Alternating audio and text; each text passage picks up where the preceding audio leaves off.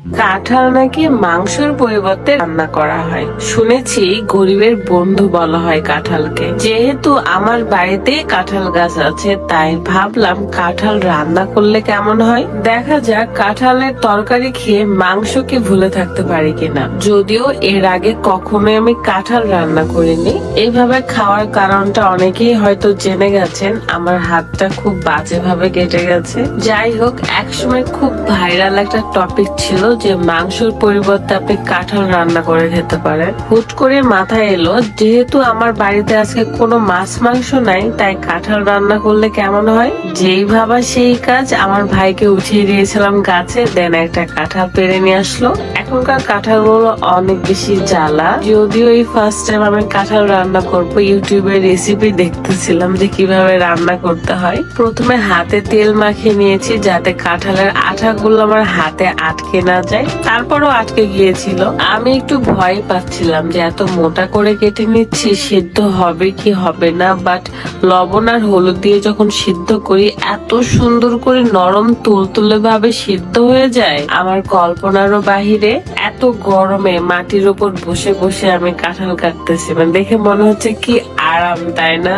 আসলে আরাম। গ্রামে এবার অনেক বেশি গরম লাগতেছে, তারপরও বাতাস থাকতেছে জন্য একটু শান্তিতে আছি। কাঁঠাল মোটামুটি কাটা শেষ। এখন ধুয়ে পরিষ্কার করে লবণ আর হলুদ দিয়ে আমি সেদ্ধ করতে তুলে দিব। আল্লাহ গরম থেকে সবাইকে রক্ষা করুন। আল্লাহর কাছে বেশি বেশি বৃষ্টি চাইতেছি যে বৃষ্টি দাও আল্লাহ, এই দেশটাকে, এই পৃথিবীটাকে শান্ত করো। এই তো আমি এখন পানি দিলাম, লবণ হলুদ দিয়েছি।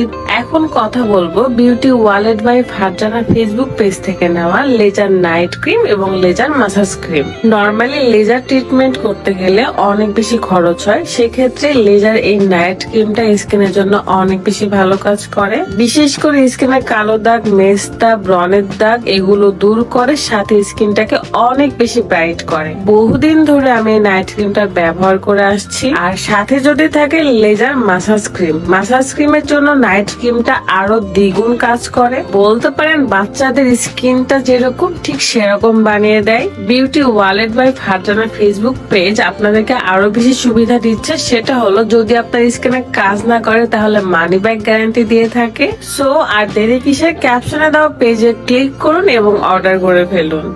আমি একটু ভয়ে ছিলাম সিদ্ধ হবে কিনা, বাট খুবই সুন্দর নরম হয়ে সিদ্ধ হয়েছিল। যেহেতু এটা রাতের রান্না হবে, তাই আজকে আমি আরো একটা আইটেম রান্না করব, সেটা হলো ডিম দিয়ে আলু রান্না। ডিম ভালো করে ভেজে নেব, তারপরে আলু সিদ্ধ করে রেখেছি সেটা দিয়ে রান্না করব। এই তরকারিটা আমার খুবই বেশি পছন্দের, আলু ঘাটি আলু দিয়ে তরকারি, এটা আমার খুব ভাল লাগে।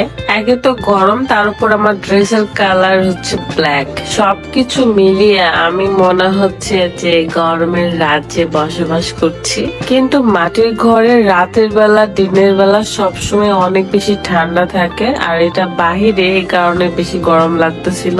দেখতে পাচ্ছেন পেঁয়াজ মরিচ দিয়ে আমি ভালো করে এই ডিমটা ভেজে নিয়েছি এন্ড পিস পিস করে কেটে নিলাম। এখন আমি আলুটা ভালো করে কষিয়ে নিব, হালকা পাতলা নাড়াচাড়া করতে থাকবো।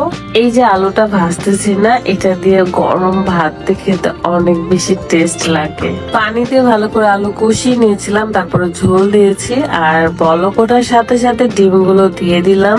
লাস্টে যদি আপনি ভাজা জিরার গুঁড়া দিতে পারেন তাহলে আরো বেশি স্বাদ লাগবে। সেই তরকারি রান্না হয়ে গেলে এখন আমি কাঁঠালের তরকারি রান্না করব। শুধু তেলও দিলাম আর কি, পেঁয়াজ মরিচ দিয়ে। চিংড়ি মাছ দিয়ে রান্না করলে বা শুটকি মাছ দিয়ে রান্না করলে আরো বেশি টেস্ট লাগতো।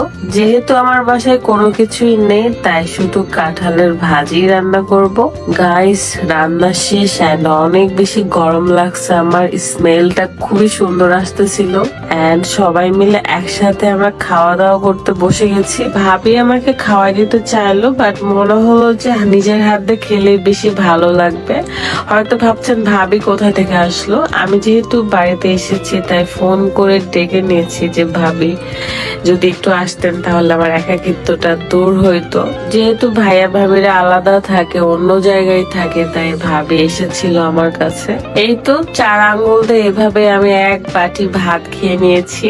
দেশি লেবু চিপে যখন খেলাম তখন আরো বেশি মজা লাগতেছিল, যেহেতু অকওয়ার্ড লাগতেছে 4 আঙ্গুল দিয়ে ভাত খাইতে, তাই ভিডিওটা আর করতেছি না। ভালো থাকবেন সবাই, আল্লাহ হাফেজ।